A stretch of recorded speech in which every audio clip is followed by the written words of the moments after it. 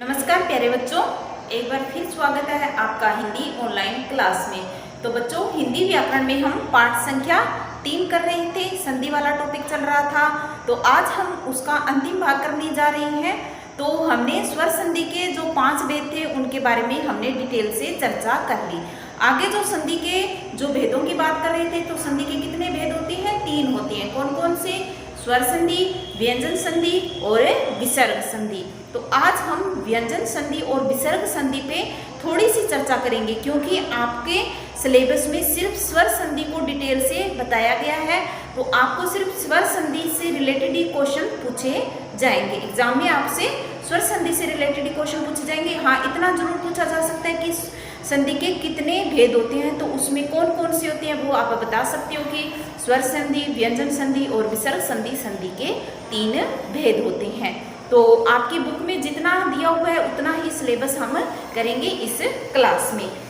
तो संधि का दूसरा भेद कौन सा होता है? व्यंजन संधि। क्या नाम है दूसरे संधि के दूसरे भेद का नाम? व्यंजन संधि। जो हमने वो 5 भेद पढ़े थे ना, दीर्घ संधि, गुण संधि, वृद्धि, यण, अयादि, वो किसके भेद थे? वो स्वर संधि के भेद थे। किस संधि के? स्वर के 5 भेद बताए गए थे अलग से, जो आपके सिलेबस में डिटेल से है। उन्हें आपने उनको क्या करना है? डिटेल से ही पढ़ना है। तो व्यंजन संधि की बात करें तो ये स्वर संधि का दूसरा ये जो संधि का दूसरा भेद है व्यंजन संधि। पहला है हमारा स्वर, दूसरा है हमारा व्यंजन संधि। तो हम इसकी परिभाषा क्या लिखेंगे? व्यंजन के बाद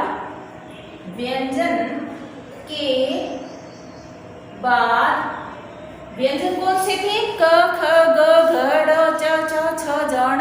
हमने इसकी बात की थी ना, तो व्यंजन वो व्यंजन होती है। तो क्या कह रहा है यहाँ कि व्यंजन के बाद स्वर या व्यंजन के आने से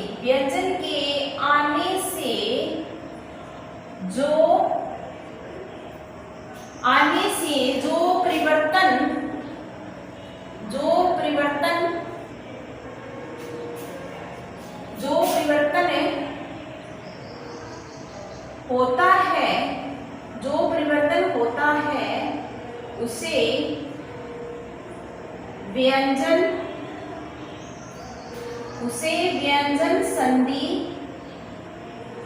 कहते हैं। तो व्यंजन संधि की हमने परिभाषा क्या लिखी?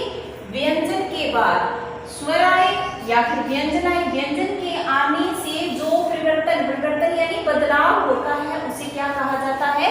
व्यंजन संधि कहा जाता है। उदाहरण के रूप में जैसे हमारे पास शब्द है वागीश शब्द है। वागीश, इस शब्द का जब हम वागीश शब्द का जब संधि विच्छेद करेंगे तो देखिए इसमें क्या लिखा है? वागीश। यहाँ क्या लिखा हुआ है? ग लिखा हुआ है। अब इसका जब संधि विच्छेद करेंगे तो कैसे करेंगे? वाक धन ईश। क्या हो जाएगा इसका संधि विच्छेद? वाक धन ईश होगा। वाक धन ईश, ये इसका संधि विच्छेद होगा। यानी ये हमारा जो क्या है? व्यंजन है ना? स्वर रहित व्यंजन है। और यहाँ हमारी कौन सी है? बड़ी ई, यानी कौन सा स्वर है? बड़ी ई वाला, जो बड़ी ई की मात्रा जो है ई स्वर है, इसमें ई स्वर है। यानी वाक और क और ई के मेल से, यानी इन दोनों के मेल से क्या बन रहा है? ग बन रहा है। बनना तो चाहिए था क्या? क बनना चाहिए था, लेकिन क्या बन रहा है? ग बनेगा। तो ये संधि का नियम है। यानी कि व्यंजन के बाद स्वर या व्यंजन के आने से जो परिवर्तन होता है उसे व्यंजन संधि कहते हैं। व्यंजन और स्वर मिल रहा है, ये व्यंजन है, ये स्वर है, इनके मिलने से क्या हो रहा है? यहाँ परिवर्तन हो रहा है, यानी बदलाव हो रहा है। तो आना तो क्या चाहिए था, लेकिन क्या आ रहा है? क्या बन रहा है? ग बन रहा है। यानी उसी लाइन का जो शब्द होता है ना, जैसे क वर्ग की लाइन है, च वर्ग की लाइन है, ट वर्ग की लाइन है, त वर्ग की लाइन है, तो उसके हिसाब से ही क्या होगा? परिवर्तन होगा। अब देखिए इस शब्द में क्या हो रहा है? क धन क एस, क जो है स्वर रहित है, धन ई हमारा स्वर हो गया, मिलकर क्या बनेगा? इन दोनों के मिलाने से क्या बनेगा? ग, यानी ये बनेगा। क्या बनेगा? ये क्या बन रहा है? वागीश हमारा विच्छेद करने पे क्या वाक धन ईस से क्या बन रहा है वागीस। इसी तरीके से जैसे मान लीजिए आपके पास शब्द है सद्बुद्धि, सद्बुद्धि शब्द है, इसका जब हम संधि विच्छेद करेंगे तो कैसे होगा सत धन बुद्धि, सत धन बुद्धि, ये इसका संधि विच्छेद होगा। अब सत में त देखिए, ये हमारा त जो है वो स्वर रहित है। ब में कौन सी किसकी मात्रा है ऊ की मात्रा है ना, छोटी ऊ की, यानी कौन सा स्वर हो गया ऊ स्वर हो गया। यानी त और ऊ के मेल से क्या बनेगा हमारा सद बुद्धि बन रहा है ना, तो दो क्या बनेगा त और त ख दो, यानी जो व्यंजन दिया हुआ है उसका जस्ट वाला आगे वाला जो क ख ग उनमें इसमें इसके अकॉर्डिंग होगा, यानी त वाली लाइन का ही हमारा क्या बन रहा है शब्द बन रहा है। त शब्द यानी क्या बन जाएगा हमारा द बनेगा, द का त और उनकी मेल से क्या बनेगा द बनेगा, तो क्या हो गया शब्द बुद्धि। अब आपने जब हम इसका संधि विच्छेद करेंगे तो कैसे करेंगे सत धन बुद्धि। अब इसको हम ऐसे नहीं कर सकते, शब्द नहीं होगा, शब्द कोई शब्द नहीं होता। हिंदी में क्या बनता है उसको, अगर आपको कहीं भी द दिखाई दे तो आपने संधि विच्छेद करना हो तो वहां क्या कर दोगे आप सत करोगे, क्या करोगे सत धन बुद्धि, यानी सत कर दोगे, द की जगह क्या हो जाएगा हमारा तय हो जाएगा। ये एक नियम है कि क अगर आपका ग दिया हुआ है तो वो किस में चेंज हो जाएगा क में चेंज होगा। अगर आपका द दिया हुआ है तो वो किस में चेंज होगा त में चेंज होगा। इस तरीके से ये चेंज का नियम होता है व्यंजन संधि का, ठीक है। तो ये हमारा सद्बुद्धि का संधि विच्छेद रहेगा। मान लीजिए हमारे पास अगला शब्द है सज्जन, सज्जन शब्द है, इसका संधि विच्छेद कैसे करेंगे सत धन जन, सत धन जन। अब इसमें देखिए ये जो त है ये हमारा स्वर रहित है, यहाँ हमारा जय भी क्या है एक व्यंजन है, यानी किसका मेल हो रहा है व्यंजन का व्यंजन के साथ मेल हो रहा है ना। ये देखिए व्यंजन का व्यंजन के, यानी जय का जय के साथ मेल हो रहा है, तो ये दोनों व्यंजन है तो मिलकर क्या बन गया सत धन जन, यानी व्यंजन के मेल से क्या बन गया जन बन गया। त और जय के मेल से क्या बन जाएगा ये ज बन जाएगा, यानी त भी किस में बदलेगा जय में बदलेगा, ठीक है। इसी तरह जैसे मान लीजिए आपके पास शब्द है जगन्नाथ, क्या नाम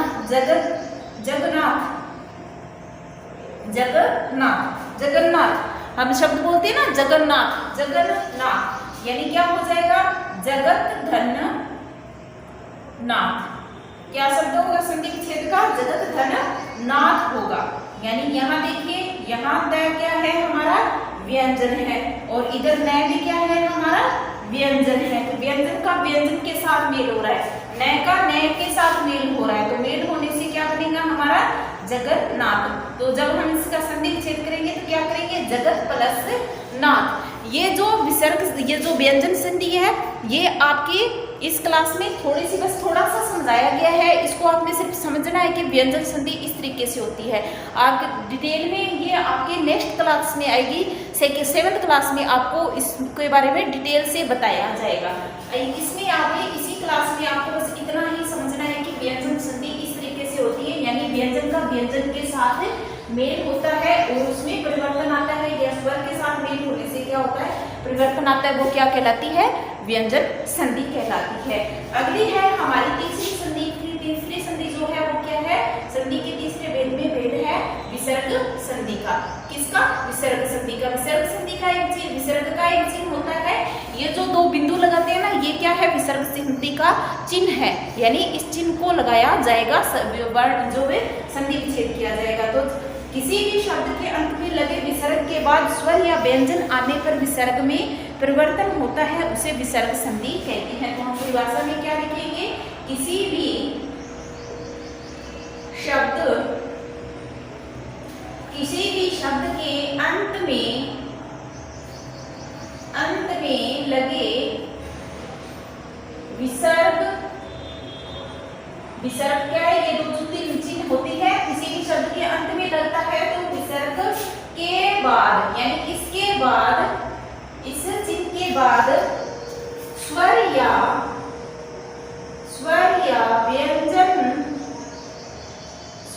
व्यंजन आने पर विसर्ग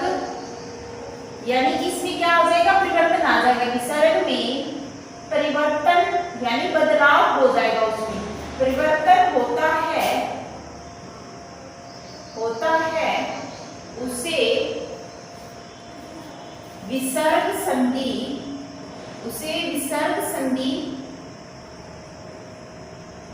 कहते हैं। क्या कहते हैं? उसे विसर्ग संधि कहते हैं। जैसे हमारे पास शब्द है तपोभूमि, हमारे पास क्या शब्द है? तपोभूमि शब्द है। अब तपो का जब हम क्या करेंगे? संधि विच्छेद करेंगे तो क्या हो जाएगा? तपधन भूमि, तपधन भूमि। अब यहाँ क्या हो गया? विसर्ग का परिवर्तन हो गया। क्या हो गया? तपधन भूमि हमारा विसर्ग हो गया। यहाँ विसर्ग को जब हमने चेंज किया तो क्या हो गया? ओ की मात्रा में चेंज, ओ की मात्रा में चेंज हो गया और क्या बन गया? तपधन भूमि। तो विसर्ग इस तरीके से, विसर्ग संधि में हम इस तरीके से विच्छेद करेंगे, तपधन भूमि, यानी जहां विसर्ग लगेगा वहां क्या हो जाएगा? परिवर्तन हो जाएगा विसर्ग के हटने से, यानी विसर्ग और धन किसका? व्यंजन या स्वर का मेल हो। तो यहाँ ऊ स्वर का मेल हो रहा है और विसर्ग और ऊ का मेल हो रहा है, तो क्या बन गया हमारा? तपोभूमि। इसी तरह जैसे निष्ठुर, हमारे पास शब्द है निष्ठुर, निष्ठुर का जब हम संधि विच्छेद करेंगे तो क्या करेंगे? नी विसर्ग लगेगा और ठुर, क्या बन जाएगा? निष्ठुर। अब इस विसर्ग को हटाएंगे तो किसका रूप ले लेगा? वो श का रूप ले लेगा, व्यंजन स्वर रहित श का रूप लेगा। इसी तरह जैसे हमारे पास शब्द है निराशा, निराशा, तो क्या शब्द बन जाएगा? नी विसर्ग धन आशा, क्या बन जाएगा? निराशा। तो यहाँ नी की नी और यहाँ विसर्ग से मतलब क्या है? रे, क्या बनेगा? यहाँ रे विसर्ग का रूप कौन ले लेगा? रे ले लेगा और किसकी मात्रा लग जाएगी? आ की मात्रा लग जाएगी। निराशा। इस तरीके से विसर्ग संधि का विच्छेद किया जाता है। तो ये आपका व्यंजन और विसर्ग संधि जो है, ये टॉपिक आपको डिटेल में क्लास 7th में समझाया जाएगा। क्लास 7th में सिलेबस रहेगा।